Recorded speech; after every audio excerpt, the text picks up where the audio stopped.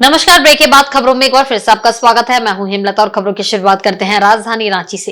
रांची के धुर्वा स्थित प्रभात तारा मैदान में शुक्रवार को नियुक्ति वितरण समारोह का आयोजन किया गया। इस समारोह में मुख्यमंत्री हेमंत सोरेन ने लगभग 1500 स्नातक प्रशिक्षित शिक्षकों को नियुक्ति पत्र सौंपे। मौके पर स्कूली शिक्षा एवं साक्षरता विभाग के मंत्री बैद्यनाथ राम, मंत्री रामेश्वर उरांव तथा सत्यानंद भोक्ता भी उपस्थित थे। इन शिक्षकों की नियुक्ति राज्य के +2 हाई स्कूलों के लिए झारखंड कर्मचारी चयन आयोग द्वारा आयोजित प्रतियोगिता परीक्षा के माध्यम से हुई है। इनकी नियुक्ति 7 विषयों के लिए हुई है। इनमें हिंदी, संस्कृत, अंग्रेजी, वाणिज्य, गणित तथा इतिहास सम्मिलित है। अन्य विषयों में चयनित शिक्षकों को पूर्व में ही नियुक्ति पत्र दिया जा चुका है। इसके अलावा मुख्यमंत्री हेमंत सोरेन ने 15 करोड़ रुपए की लागत से खरीदे गए 13 अग्निशमन वाहनों को हरी झंडी दिखाकर रवाना किया। इस दौरान मुख्यमंत्री ने कहा कि कोरोना के बाद हालात सामान्य हुआ, हमारे विरोधियों का षड्यंत्र शुरू हो गया। अलग अलग माध्यमों और संस्थाओं के माध्यम से मुझे काम करने से रोकने के लिए षड्यंत्र किया। कभी कभी हम आदिवासी विरोधियों के षड्यंत्र को समझ नहीं पाते, इसी कारण मुझे 5 माह जेल में रहना पड़ा। अब बीच में कुछ राजनीतिक असामाजिक तत्वों ने इसको रोकने का प्रयास किया। अब वो फिर से जारी हो गया। जो धारा प्रवाह नियुक्तियों की थी, अब वो फिर से करें। सर और नियुक्तियां निकलेंगी क्या? और जो बचे समय है उसमें और नियुक्तियां होंगी क्या? अब गिनते जाइएगा, आप लोग देखिएगा। आपके कई आंखें हैं, आप देखते रहिएगा, लेकिन वो आपको दिखेगा, लेकिन हमारे लोग हैं उसके बारे में पूछिएगा। इधर मुख्यमंत्री हेमंत सोरेन द्वारा शिक्षकों को नियुक्ति पत्र बांटने को भाजपा ने दिखावा करार दिया है।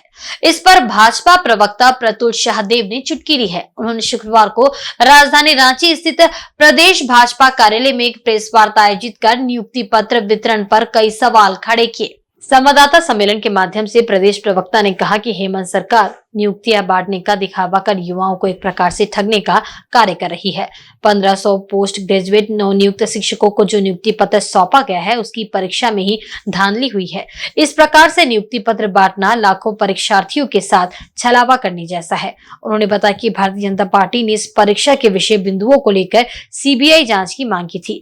सरकार की नीयत ही साफ नहीं है, क्योंकि पहले सरकार की ओर से जांच का आदेश दिया जाता, परंतु सरकार जांच का आदेश न देकर नियुक्तियां करने की हड़बड़ी में है। नियुक्ति पत्र बांटकर सिर्फ और सिर्फ अपना चेहरा चमकाने की होड़ में लाखों परीक्षार्थियों के सपने को कुचलने का कार्य किया गया है। जब चंपई सोरेन सरकार थी, तब उनके कार्यकाल के अंतिम दिन के एक दिन पूर्व इस नियुक्ति पत्र को बांटने का कार्यक्रम था, परंतु बड़े आश्चर्यजनक रूप से नियुक्ति पत्र वितरण को स्थगित कर दिया गया। हेमंत सोरेन ने जो नियुक्ति पत्र बांटा है मोराबादी मैदान में, ये पूर्णतः आई वॉश है। युवाओं को ठगने का काम किया गया है, युवाओं को लॉलीपॉप पकड़ाने का काम किया गया है। और हम तो शुरू से कह रहे साहब, मैं फिर से रिपीट कर रहा हूं, क्योंकि ये एक बहुत ही गंभीर मामला है कि 2 सेंटर से 70% से 80% अभ्यर्थियों की नियुक्ति हो गई। उसमें एक श्रेया इन्फोटेक था बोकारो का, जिससे 500 अभ्यर्थी ये सफल हुए। भारतीय जनता पार्टी ने बहुत पुरजोर तरीके से अभ्यर्थियों से मिलकर इस मुद्दे में सीबीआई जांच की मांग की थी, लेकिन हेमंत सोरेन सारी मांगों को गोल कर गए और सिर्फ उनको हड़बड़ी है अपने चेहरे को चमकाने की। वो जिस तरीके से चाहते हैं कि अब सरकार के अंतिम 1-2 महीने और जितना दिख जाए, जितना सायरन बजा ले, लेकिन साहब आपने सायरन बजाते बजाते यहाँ के युवाओं का बैंड बाजा बजा दिया। ये परीक्षा जो है, ये विवादित परीक्षा है। इसमें बिना जांच कराए आज जो इन्होंने नियुक्ति पत्र बांटा, ये मुझे लगता है लाखों अभ्यर्थी जिन्होंने परीक्षा दिया उनके साथ नाइंसाफी है। और हजारों युवा जो दिन रात बरसात में धरना प्रदर्शन दे रहे हैं, सड़कों पर उतर रहे हैं, उनके साथ नाइंसाफी हुई है। हेमंत सोरेन सरकार सिर्फ हड़बड़ी में गड़बड़ियां करती जा रही है और यहाँ के युवा इनको माफ नहीं करेंगे। युवा आज पूछ रहा है, साहब हमारे साथ नाइंसाफी क्यों? 1500 नौकरियों में जितना इनका खर्च नहीं आया होगा उतने के विज्ञापन। और चलिए, सरकार को कोई तो मौका चाहिए था विज्ञापन का, लेकिन विवादास्पद नियुक्ति पर विज्ञापन। शर्म करो सरकार। हमारा मानना है कि हेमंत सोरेन ने जो आज नियुक्ति की है ये बहुत ही विवादित है और ये भ्रष्टाचार, कदाचार और शिष्टाचार तीनों को एक में समावेश करता दिख रहा है। निर्वाचन आयोग के प्रमुख सचिव अरविंद आनंद के नेतृत्व में 3 सदस्यीय टीम शुक्रवार को जमशेदपुर दौरे पर पहुंची। टीम ने जिला समाहर न्यायालय में जिला निर्वाचन पदाधिकारी, सह उपायुक्त सहित अन्य अधिकारियों के साथ बैठक की। निर्वाचन आयोग के प्रमुख सचिव ने जिले में चल रहे पुनरीक्षण कार्यक्रम में मतदाता सूची के अद्यतनीकरण, घर घर सत्यापन, डिजिटाइजेशन, पुराने लिमिनेटेड मतदाता पहचान पत्र के नवीनीकरण, पहचान पत्रों के वितरण, मतदान केंद्रों पर आवश्यक न्यूनतम सुविधाओं, जन शिकायतों के निस्तारण की स्थिति एवं लोकसभा निर्वाचन में मतदान प्रतिशत जैसे विषयों पर विस्तृत रूप से समीक्षा की एवं जरूरी दिशा निर्देश दिए। सभी प्रकार के मतदाता पंजीकरण से जुड़े लंबित आवेदनों को मिशन मोड में निष्पादित करने को कहा गया। जिला निर्वाचन पदाधिकारी को त्रुटि रहित एवं अद्यतन मतदाता सूची का प्रकाशन सुनिश्चित करवाने हेतु निर्देशित किया गया। बैठक में जिला निर्वाचन पदाधिकारी ने जिले में चल रहे मतदाता पुनरीक्षण कार्यक्रम संबंधी गतिविधियों एवं अब तक की प्रगति की जानकारी आयोग की टीम को दी। जी सर, आज इलेक्शन कमीशन ऑफ इंडिया से प्रिंसिपल सेक्रेटरी श्री अरविंद आनंद सर यहाँ पर उपस्थित हुए और उनकी उपस्थिति में ही हम लोगों ने सेल्फी और हस्ताक्षर कैंपेन भी किया है और साथ ही साथ रथ को भी रवाना किया है। अभी हमारा SSR 2024 जो सेकंड चल रहा है और उसमें हमारे हाई संख्या में फॉर्म्स कलेक्ट किए जा रहे हैं और जितने भी हमारे नए वोटर्स हैं वो इस समय अपने आप को मतदाता सूची में जुड़वा सकते हैं। उसी के लिए उनकी अध्यक्षता में रथ को रवाना किया गया। मेरा ये आशा है कि ये जागरूकता सभी लोगों तक पहुंचेगी और वो लोग जागरूक होकर या तो मतदाता सूची से अपना नाम डिलीट कराना या शिफ्ट करवाना या फिर इस तरीके का कोई भी चेंज करवाना या ऐड करवाने वाली प्रक्रिया को पूर्ण करें। इधर राज्य में विधानसभा चुनाव की तैयारी प्रारंभ हो चुकी है। चुनाव आयोग द्वारा विधानसभा चुनाव की तैयारी को अंतिम रूप दिया जा रहा है। इसी कड़ी में सरायकेला जिले में भी त्रुटि रहित मतदाता सूची तैयार करने की प्रक्रिया तेज हो गई है। जिले के सरायकेला एवं चांडिल अनुमंडल क्षेत्र में मतदाता सूची पुनरीक्षण कार्य भी जोर शोर से चल रहा है। मतदाता सूची प्रारूप प्रकाशन 25 जुलाई को किया जाएगा, जबकि अंतिम प्रकाशन के लिए 20 अगस्त को करने का समय निर्धारित किया गया है। अनुमंडल पदाधिकारी सुनील कुमार प्रजापति ने शुक्रवार को अपने कार्यालय कक्ष में प्रेस कॉन्फ्रेंस में कहा कि मतदाता सूची पुनरीक्षण कार्य में मात्र 6 दिन बचे हुए हैं। इन 6 दिनों में मतदाता सूची में नाम जोड़ने, नाम हटाने तथा संशोधन से संबंधित अधिक से अधिक आवेदनों का निपटारा किया जाएगा। अनुमंडल पदाधिकारी ने इस अभियान में छूटे हुए सभी लोगों से अपील की है कि अपने BLO एवं पर्यवेक्षक से संपर्क कर इस पुनरीक्षण कार्य का लाभ उठाए। उन्होंने कहा कि 20 अगस्त को मतदाता सूची के अंतिम प्रकाशन में छूटे हुए लोग इस विधानसभा चुनाव में वोट डालने से वंचित हो सकते हैं। इसके लिए 27 एवं 28 जुलाई तथा 3 एवं 4 अगस्त को विशेष अभियान चलाया जाएगा। 25 जून 2024 से प्री रिवीजन एक्टिविटी चल रहा है और ये एक्चुअली मतदाता सूची का प्यूरिफिकेशन से संबंधित काम चल रहा है। प्यूरिफिकेशन के क्रम में 2 हिस्से में बांट करके कामों को किया गया है। एक तो है कि प्री रिवीजन एक्टिविटीज़ और रिवीजन एक्टिविटीज़। रिवीजन एक्टिविटीज़ का काम 25 जुलाई से चलेगा और उससे पहले अभी प्री रिवीजन एक्टिविटी चल रही है, जिसके तहत में हमारे BLO और सुपरवाइजर्स घर घर घूम रहे हैं। BLO घर घर घूमते हुए ये प्राप्त कर रहे हैं, जानकारियाँ प्राप्त कर रहे हैं और लोगों से फॉर्म भरवा रहे हैं कि जिनके नाम 1 जुलाई 2024 को जिनका नाम 17-18 साल हो गया है और उनका नाम मतदाता सूची में नहीं है, वैसे लोगों के नाम जोड़े जाने संबंध में, और उसी प्रकार से प्रपत्र 8 भर करके जिनके संशोधन की आवश्यकता है, मसलन कि नाम में संशोधन, उनके उम्र में संशोधन, लिंग में संशोधन, एड्रेस में संशोधन या उनके संबंध पिता पति के नाम में संशोधन, फोटोग्राफ में संशोधन, ब्लैक एंड वाइट फोटोग्राफ इत्यादि को लेकर के जो संशोधन की आवश्यकता है उसके लिए वो फॉर्म 8 की पूछताछ कर रहे हैं। चक्रधरपुर अनुमंडल व्यवहार न्यायालय के शुरू होने की खबर से क्षेत्र के अधिवक्ताओं में खुशी की लहर दौड़ गई है। अधिवक्ताओं ने इस कार्य के लिए हाईकोर्ट और सरकार का आभार जताया है। कहा है कि अनुमंडल व्यवहार न्यायालय के संचालन से चक्रधरपुर समेत 7 प्रखंड में निवास करने वाले दूरहा जंगली क्षेत्र के लोगों को न्याय मिलना आसान और सुलभ हो जाएगा। अब जाकर उनकी मांग पूरी होती नजर आ रही है। बता दें कि चक्रधरपुर को वर्ष 1982 में अनुमंडल का दर्जा मिल चुका था, लेकिन चक्रधरपुर में व्यवहार न्यायालय के संचालन नहीं होने से इसे पूर्ण दर्जा का लाभ नहीं मिल पा रहा था। कुछ समय के लिए चक्रधरपुर के रेलवे सिरसा स्टेडियम के पास स्थित टांकी बंगला में न्यायालय का संचालन हुआ, लेकिन चक्रधरपुर में जेल नहीं होने के कारण उसे चाईबासा शिफ्ट कर दिया गया था। इसके बाद अधिवक्ताओं ने चक्रधरपुर में व्यवहार न्यायालय और जेल की मांग पर आंदोलन छेड़ दिया।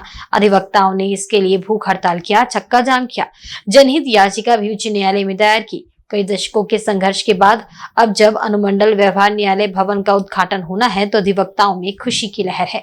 इन अधिवक्ताओं का कहना है कि इससे आम जनता का ही भला होगा, जनता का पैसा और समय दोनों बचेगा।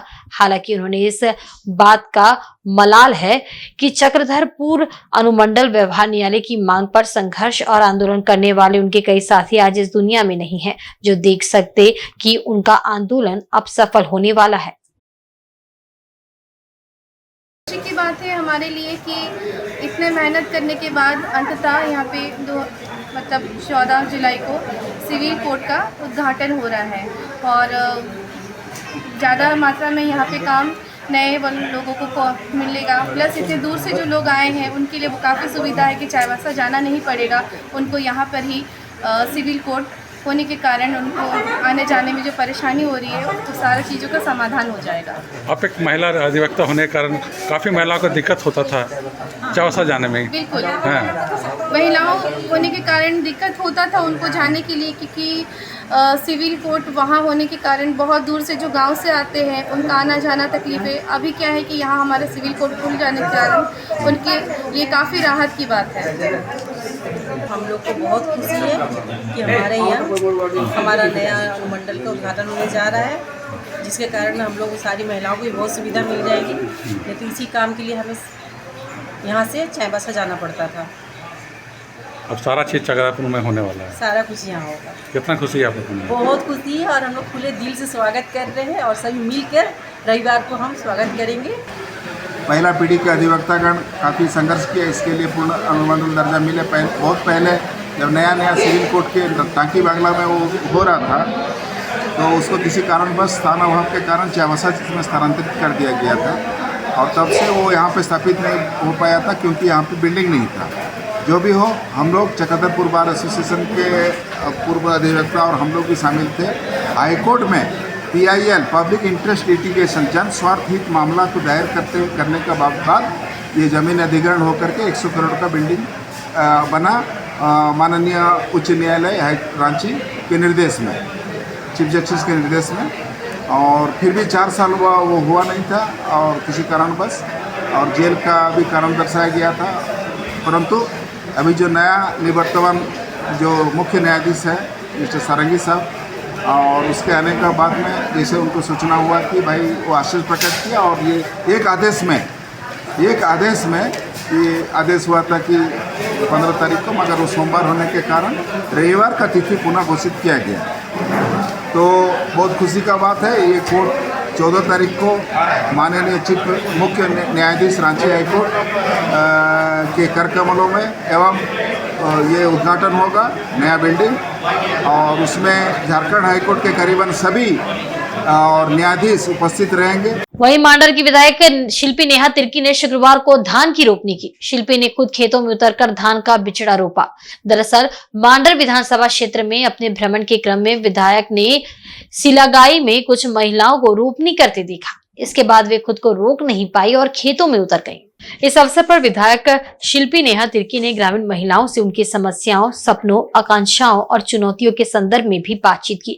धान रोपनी करने के बाद उन्होंने कहा है कि इस वर्ष अब तक अपेक्षित बारिश नहीं हुई है, लेकिन फिर भी वह इस बात का भरोसा करती है कि देर से ही सही लेकिन बारिश होगी और अभी तक की कम वर्षा से फसलों का उत्पादन प्रभावित नहीं होगा। शिल्पी नेहा तिर्की ने कहा कि हमारी खेती किसानी और धान रोपनी न केवल हमारी आर्थिक गतिविधियों का आधार है, बल्कि यही संपूर्ण सामाजिक जीवन का ताना बाना भी है।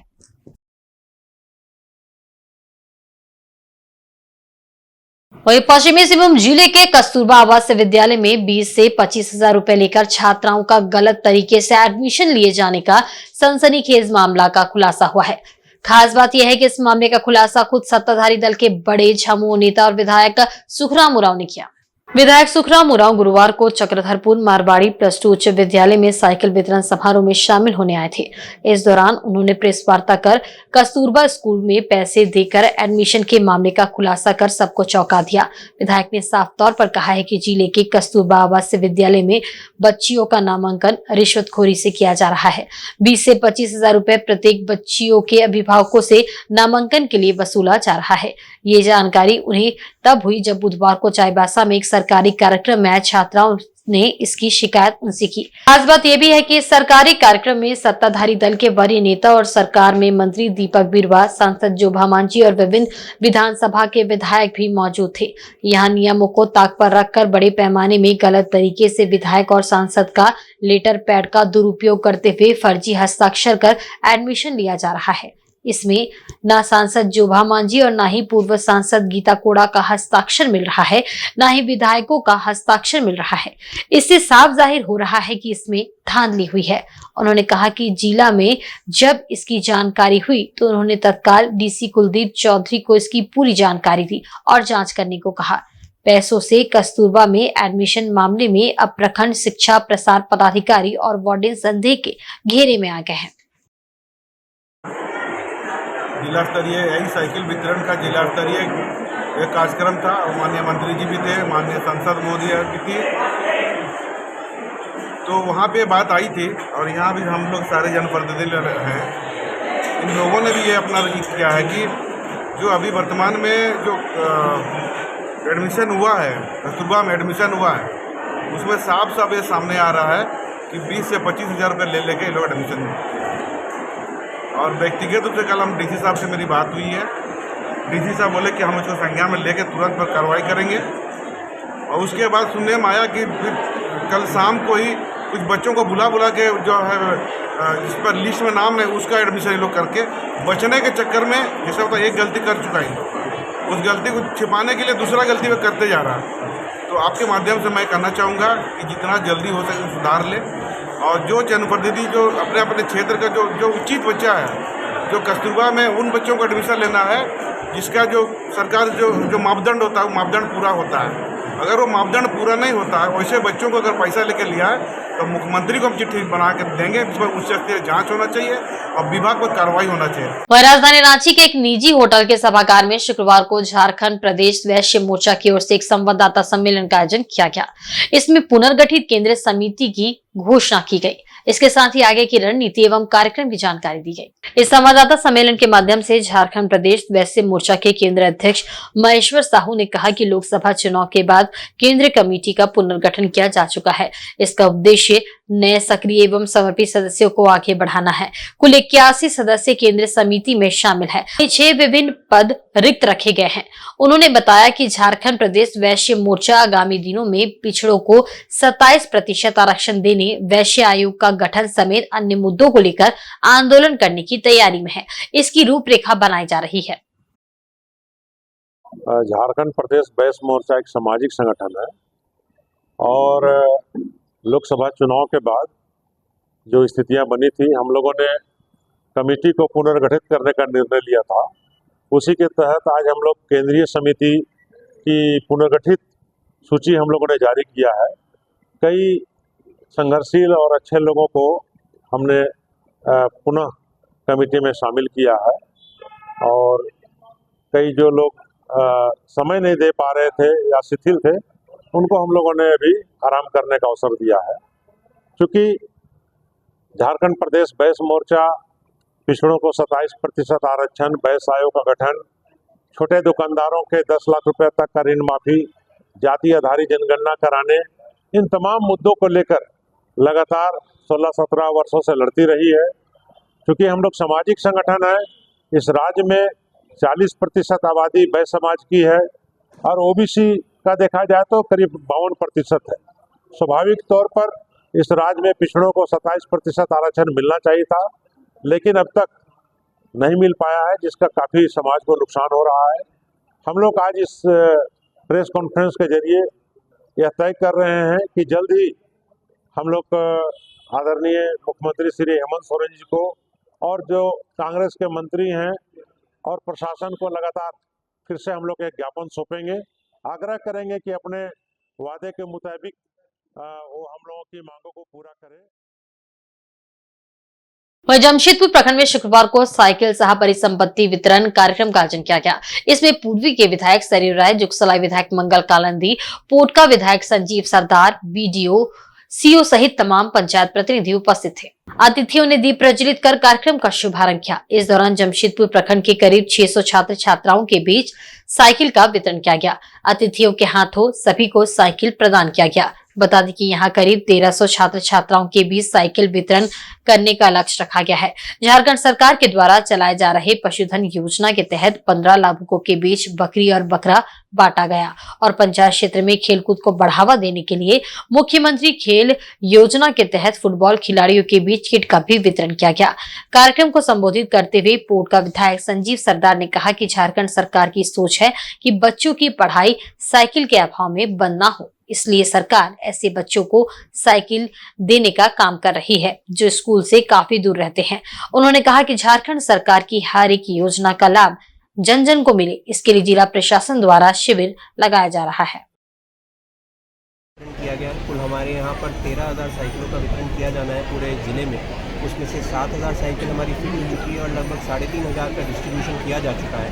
और आज इसका यहाँ पर सदर प्रखंड के एरिया में शुभारंभ किया गया और इसके बाद लगातार इसका वितरण जारी रहेगा। जी, वितरण के लिए यहाँ पर कई लाभुक हैं जिनका चिन्हितीकरण किया गया है पशुपालन विभाग के द्वारा भी, जिसमें 75% की सब्सिडी पे किया जाना है और 90% की सब्सिडी पे किया जाना है। और साथ ही साथ कल्याण में भी, जिसमें पूर्ण 100% अनुदान पे पशु का वितरण किया जाना है। हमारे ज़िले में यहाँ पर कुछ वितरण किया गया है, बाकी सभी का एस्क्रो अकाउंट खुलने की प्रक्रिया में है। एस्क्रो अकाउंट खुलते ही रेस्ट का। झारखंड सरकार के कल्याण विभाग द्वारा संचालित योजना उन्नति के पहिया कार्यक्रम के तहत चक्रधरपुर के मारवाड़ी +2 हाई स्कूल परिसर में सरकारी विद्यालय में पढ़ने वाले 8वीं कक्षा के छात्र छात्राओं के बीच साइकिल का वितरण किया गया। इस दौरान 12 विद्यालय के 742 छात्र छात्राओं के बीच साइकिल का वितरण हुआ। कार्यक्रम में मुख्य रूप से उपस्थित चक्रधरपुर विधायक सुखराम उरांव ने शुक्रवार को बच्चों के बीच साइकिल वितरण किया। इस अवसर पर विधायक ने कहा कि झारखंड सरकार की ये एक महत्वपूर्ण योजना है। इस योजना से अध्ययनरत छात्र छात्राओं को काफी सहूलियत होगी। उन्होंने कहा कि सरकार का मकसद है कि सभी विद्यार्थियों को साइकिल मिले और उनकी पढ़ाई जारी रहे। साइकिल मिलने से सुदूर ग्रामीण क्षेत्रों में पढ़ने वाले छात्र छात्राओं को अब आने जाने में कोई परेशानी नहीं उठानी होगी। बच्चे मन लगाकर बढ़े, यही झारखंड सरकार की सोच है। इससे बच्चे उत्साहित होंगे तथा शिक्षण कार्य में सुधार होगा। ड्रॉप आउट बच्चों की संख्या में कमी आएगी एवं नियमित रूप से विद्यालय आने को प्रेरित होंगे। उन्होंने छात्र छात्राओं को शुभकामनाएं देते हुए उनके उज्जवल भविष्य की कामना की। इस मौके पर प्रखंड विकास पदाधिकारी गिरिजानंद किस्कू, बीपीआरओ मनोज कुमार सिन्हा, बीपीओ बलराज कपूर समेत विभिन्न विद्यालयों के शिक्षक और विद्यार्थी मौजूद थे। हम लोग भाषण देंगे तो बहुत समय लग जाएगा, इसलिए वो ज़्यादा कुछ नहीं बोलेंगे। लेकिन एक चीज़ हम लोग देख रहे हैं कि कुछ मैचिंग दिख रहा है आप लोग के साथ में। साइकिल भी लग रहा है कि नहीं लग रहा? साइकिल का कलर और आपका ड्रेस का कलर मैच कर रहा है। मैच कर रहा है। और पूर्वी सिंहभूम जिले के मुसाबन स्थित गिरीश चंद्र झूरू देवी उच्च विद्यालय में शुक्रवार को कक्षा 12वीं के मेधावी छात्र छात्राओं के लिए सम्मान समारोह का आयोजन किया गया। इसके साथ ही कक्षा 11वीं के नए छात्र छात्राओं के लिए स्वागत समारोह का आयोजन किया गया। मुसाबन स्थित गिरीश चंद्र झूरू देवी उच्च विद्यालय में आयोजित कार्यक्रम में अतिथि के रूप में बीडीओ पुष्कर सिंह मुंडा, प्रबंधन समिति के अध्यक्ष सत्यनारायण ओझा, प्रोफेसर मितेश्वर, संरक्षक राम अवतार अग्रवाल के अलावे अन्य लोग उपस्थित थे। मौके पर अतिथियों का अंग वस्त्र देकर सम्मानित किया गया। तत्पश्चात दीप प्रज्वलित कर कार्यक्रम का शुभारंभ हुआ। अतिथियों ने अपने संबोधन में सभी छात्र छात्राओं के उज्जवल भविष्य की कामना करते हुए लक्ष्य के लिए मोटिवेट किया। इसके उपरांत कक्षा 12वीं के मेधावी छात्र छात्राओं को पुरस्कार देकर सम्मानित किया गया। वहीं कक्षा 11वीं के छात्र छात्राओं का भी स्वागत किया गया। इस मौके पर शिव पूजन चौहान, मुरारी प्रसाद सिंह आदि उपस्थित थे।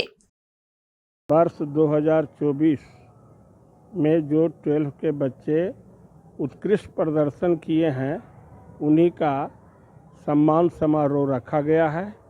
और साथ साथ आज वैसे बच्चे को बुलाया गया है जो नव आगंतुक हैं और 11 क्लास में नामांकन कराए हैं वैसे बच्चों का स्वागत समारोह भी रखा गया है। जो बच्चे पास आउट हो गए हैं और उत्कृष्ट प्रदर्शन किए हैं, मैं उनको शुभकामना देना चाहता हूं कि और भी भविष्य में उत्तरोत्तर जो है वो अपना लक्ष्य तक पहुंचते रहें और कठिन परिश्रम करें। और आज के बुलेटिन में बस इतना ही। कल फिर हाजिर होंगे कुछ नई खबरों के साथ। तब तक देखते रहें इंसाइड झारखंड न्यूज। नमस्कार।